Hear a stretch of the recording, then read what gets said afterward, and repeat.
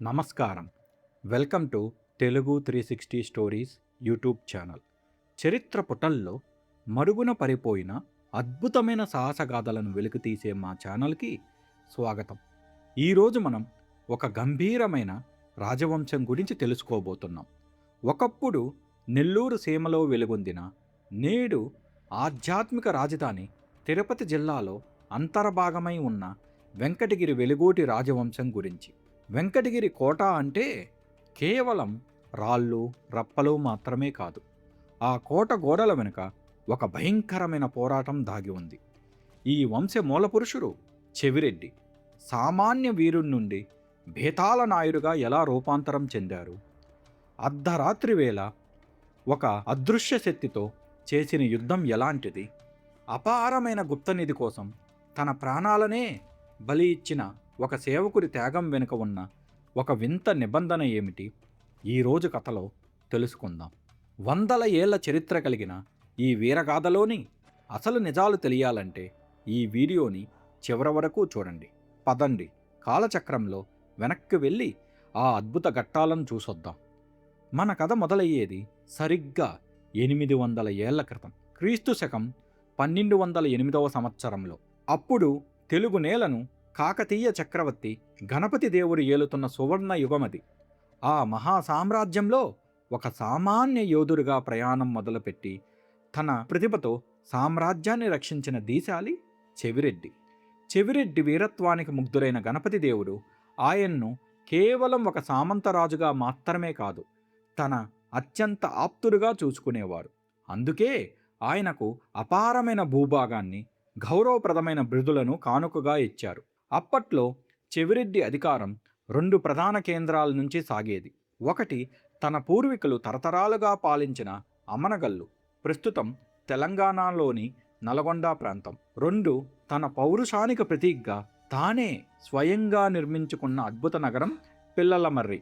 ఒక సామాన్యుడిగా ప్రయాణం మొదలుపెట్టి ఒక గొప్ప రాజవంశానికి పునాది వేసిన ఈ చెవిరెడ్డి ప్రస్థానమే నేటి వెంకటగిరి వెలుగోటి వంశానికి ఆరంభం. చెవిరెడ్డి భేతాళ అనే పేరు వెనుక ఉన్న భయంకరమైన మిస్టరీ ఏమిటి? అది తెలియాలంటే మనం అడవిలోకి వెళ్లాల్సిందే. ఒకరోజు చెవిరెడ్డి వేట కోసం అడవికి వెళ్ళినప్పుడు ఒక వింత జరిగింది. తన సేవకురైన రేచన్ పొలం దున్నుతూ ఉంటే ఒక శాసనం బయటపడింది. అది చెవిరెడ్డి పూర్వీకురైన హేమాద్రి రెడ్డి దాచిన అపారమైన గుప్తనిధి రహస్యం. కానీ ఆ నిధిని ఒక భయంకరమైన భేతాళుడు కాపలా కాస్తున్నారు. చెవిరెడ్డి ఆ నిధిని తీసుకోవడానికి వెళ్ళినప్పుడు ఆ నిధి వద్ద ఉన్న మర్రి చెట్టు ఒక్కసారిగా కూలిపోయి భయంకర రూపంతో భేతాళుడు ప్రత్యక్షమయ్యారు. సాధారణ మనుషులైతే భయంతో చనిపోయేవారు. కానీ మన చెవిరెడ్డి మాత్రం కత్తి దూసి ఆ శక్తితో పోరాటానికి సిద్ధపడ్డారు. ఈ ధైర్యానికి మెచ్చిన భేతాళుడు ఒక వరం ఇచ్చాడు. నీ వంశం యుద్ధంలో ఎప్పుడూ ఓడిపోదు, నీ సైన్యానికి ముందు నేను అదృశ్యంగా ఉండి కాపాడుతాను అని చెప్పారు. అలా చెవిరెడ్డి కాస్త భేతాళ నాయుడు అయ్యాడు. భేతాళుడు వరం ఇచ్చారు సరే, కానీ ఆ నిధిని దక్కించుకోవడం అంత సులువు కాదు. ఆ అపారమైన సంపదను బయటకు తీయాలి అంటే ఆ చెట్టు కింద కొలువై ఉన్న భైరవుడికి ఒక నరబలి ఇవ్వాలని ఆకాశవాణి వినిపించింది. నిధి కావాలంటే ఒక నిండు ప్రాణం బలి కావాలి. రాజైన చెవిరెడ్డి ధర్మ సంకటంలో పడ్డారు. సంపద కోసం ఒక ప్రాణాన్ని తీయాలా, లేక వంశాభివృద్ధిని వదులుకోవాలా అని ఆయన మదనపడుతున్న వేళ ఆ నిశ్శబ్దాన్ని ఛేదిస్తూ ఒక గొంతు వినిపించింది. అది తన నమ్మకస్తుడైన సేవకుడు రేచన్. రేచన్ ముందుకు వచ్చి, ప్రభు, మీ వంటి ధర్మగుణం కలిగిన రాజులు ఈ నిధిని పొందితే వేల కుటుంబాలు బతుకుతాయి. నా ఒక్క ప్రాణం ఏపాటిది?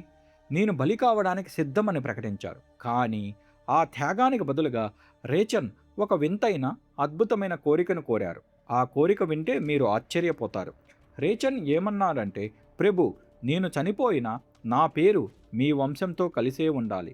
మీ రాజవంశంలో ఏ శుభకార్యం జరిగినా, ఏ పెళ్లి జరిగినా దానికి ముందుగా నా వంశస్థుల ఇంట్లో పెళ్లి జరగాలి. ఆ పెళ్లి ఖర్చులన్నీ మీరే భరించాలి. అప్పుడే నా ప్రాణత్యాగానికి సార్థకత లభిస్తుంది అని వేడుకున్నారు. చెవిరెడ్డి కళ్ళు చెమ్మగిల్లాయి. తన ప్రాణాన్ని ఇచ్చి రాజవంశానికి పునాది వేస్తున్న ఆ సేవకుడికి మాట ఇచ్చారు. అలా రేచన్ తన ప్రాణాన్ని ఆ నిధి కోసం సమర్పించారు. అప్పుడే ఆ భైరవుడు శాంతించి అపారమైన సంపదను చెవిరెడ్డికి వశం చేశారు. స్నేహానికి, నమ్మకానికి సాక్ష్యంగా నిలిచే ఈ సాంప్రదాయం 800 ఏళ్లు గడిచినా ఈ రోజుటికి వెంకటగిరి రాజవంశంలో కొనసాగుతుంది అంటే అది ఆ సేవకుడి గొప్పతనం కాదా? అందుకే చరిత్రలో రాజుల పేర్లతో పాటు రేచన్ పేరు కూడా చిరస్థాయిగా నిలిచిపోయింది. ఆ అపారమైన నిధితో, భేతాళుడి వరంతో భేతాళ నాయుడు పరాక్రమం దిగంతాలకు వ్యాపించింది. చెవిరెడ్డి చేసిన ఈ సాహసం ఆ బేతాళుణ్ణి ఎదిరించిన తీరు ధావానలంలా వ్యాపించి చివరికి విజయనగర చక్రవర్తి చెంతకు చేరింది. ఆ వీరగాథను విన్న రాజు చెవిరెడ్డిని సగర్వంగా తన దర్బారుకు ఆహ్వానించాడు.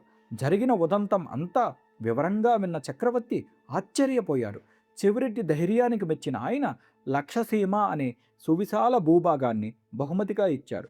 కేవలం భూమి మాత్రమే కాదు, అపారమైన మణిమాణిక్యాలు, మేలుజాతి గుర్రాలు మరియు ఏనుగులను కానుగ్గా ఇచ్చి గౌరవించారు. అన్నిటికంటే ముఖ్యంగా ఆ దర్బారులో చక్రవర్తి స్వయంగా చెవిరెడ్డికి ఒక బంగారు బాకును బహుకరించి ఆయనకు పిల్లల మర్రి భేతాళ నాయుడు అనే బిరుదును ప్రదానం చేశారు. ఒక రకంగా చెప్పాలంటే అది ఆ కాలం నాటి నైట్హుడ్ లాంటిది. ఈ గౌరవం దక్కిన తర్వాతే ఆయన ప్రపంచానికి భేతాళ నాయుడుగా సుపరిచితులయ్యారు. దీనికి నిదర్శనంగా క్రీస్తు శకం 1208 నాటికి పిల్లల మర్రి శాసనంలో ఆయన భార్య కూడా ఆయన్ను ఇదే పేరుతో సంబోధించడం విశేషం. తరువాత నెల్లూరుని పరిపాలించిన మనుమసిద్ధి రాజులకు కుడిభుజంగా మారిపోయారు. యుద్ధ తంత్రాల్లో ఆయన చూపిన ప్రతిభకు మెచ్చిన రాజులు ఆయన్ను మనుమకులాదిత్య అంటే మనువంశానికి సూర్యుడు వంటివారు అని కొనియాడారు. కానీ ఈ కథలో అత్యంత అద్భుతమైన విషయం ఏమిటంటే ఈ రోజుటికి మనం ఆ చరిత్రను ప్రత్యక్షంగా చూడవచ్చు. భేతాళుడితో యుద్ధం చేసినప్పుడు ఆయన వాడిన ఆ 2 కత్తులు, ఆ కోడెము మరియు విజయనగర రాజులు బహుకరించిన బంగారు బాకు నేటికి వెంకటగిరి కోటలో అత్యంత పవిత్రంగా భద్రంగా ఉన్నాయి. అవి కేవలం ఆయుధాలు కావు, 8 శతాబ్దాల వీరత్వానికి సజీవ సాక్ష్యాలు. ఒక చిన్న గ్రామంలో సామాన్య యోధుడిగా మొదలైన ఈ వెంకటగిరి వెలుగోటి వంశవృక్షం కాలక్రమేణా మహాసామ్రాజ్యంగా విస్తరించింది. ఆంధ్రప్రదేశ్ చరిత్రలో మనం గర్వంగా చెప్పుకునే బొబ్బిలి, జట్ప్రోలు, పిఠాపురం, మైలవరం వంటి గొప్ప సంస్థానాలన్నిటికీ మూలపురుషుడు ఆ బేతాళ నాయుడే. కాలక్రమేణా యుద్ధాలు, రాజ్య విస్తరణలో భాగంగా వీరు నెల్లూరు ప్రాంతానికి చేరుకున్నారు. చెవిరెడ్డి వారసుడైన వెలుగోటి రాయుడు కాలంలో వీరి వంశం పేరు వెలుగోటి వారుగా స్థిరపడింది. తరువాతి కాలంలో అనగా సుమారు 1600 సంవత్సరం ప్రాంతంలో వీరు తమ రాజధానిని వెంకటగిరికి మార్చారు. అప్పటి నుండి ఇది వెంకటగిరి సంస్థానంగా ప్రసిద్ధి చెందింది. నాడు అమనగల్లు కోటలో మొదలైన ప్రస్థానం నేడు తిరుపతి జిల్లాలోని వెంకటగిరి కోట వరకు ఒక అజేయమైన వారసత్వాన్ని మోసుకువచ్చింది. ఒక సేవకుడి ప్రాణత్యాగం, ఒక వీరుడి ధైర్యం, ఒక అదృశ్య శక్తి వరం, ఇవే ఈ వంశాన్ని చరిత్రలో అజరామరం చేశాయి. మీరు ఎప్పుడైనా తిరుపతి జిల్లాలోని వెంకటగిరిని సందర్శిస్తే ఆ కోటగోడలను తరిమి చూడండి. మీకు బేతాళ నాయుడు ఖర్గచలనం, రేచన్ త్యాగం తాలూకు సొందనలు ఖచ్చితంగా వినిపిస్తాయి. చూశారుగా, అంకిత భావం ఉన్న సేవకుడు, అజేయమైన ధైర్యం ఉన్న రాజు తోడైతే దైవం కూడా దిగివచ్చి వరం ఇస్తుందని చెప్పడానికి పిల్లల మర్రి బేతాళ నాయుడు కథే ఒక నిలువెత్తు నిదర్శనం. 800 ఏళ్లు గడిచిన, జిల్లాలు మారిన నేటి తిరుపతి జిల్లా గడ్డపై ఆ వీరగాథలు ఇంకా ప్రతిధ్వనిస్తూనే ఉన్నాయి. తెలుగు నేల మీద ఇలాంటి ఎన్నో చారిత్రక రహస్యాలు, వీరగాథలు మరుగున పడిపోయి ఉన్నాయి. వాటిని నేటి తరానికి అందించడమే మా ప్రయత్నం. ఈ వీడియోలోని విశేషాలు మీకు నచ్చినట్లయితే ఆ వీరుల పరాక్రమానికి గుర్తుగా ఒక లైక్ చేయండి. మన గొప్ప చరిత్ర గురించి అందరికీ తెలిసేలా మీ ఫ్రెండ్స్ మరియు ఫ్యామిలీ గ్రూప్లో ఈ వీడియోని షేర్ చేయండి. మరిన్ని అద్భుతమైన చారిత్రక సాహసగాథలు, గుప్త నిధుల మిస్టరీల కోసం మా ఛానల్ని ఇప్పుడే సబ్స్క్రైబ్ చేసుకుని పక్కనే ఉన్న బెల్ ఐకాన్ నొక్కండి. అప్పుడే మా ప్రతి వీడియో మీకు నోటిఫికేషన్ వస్తుంది. మరో ఆసక్తికరమైన చరిత్రతో మళ్ళీ కలుద్దాం. అప్పటి వరకు సెలవు. జై హింద్.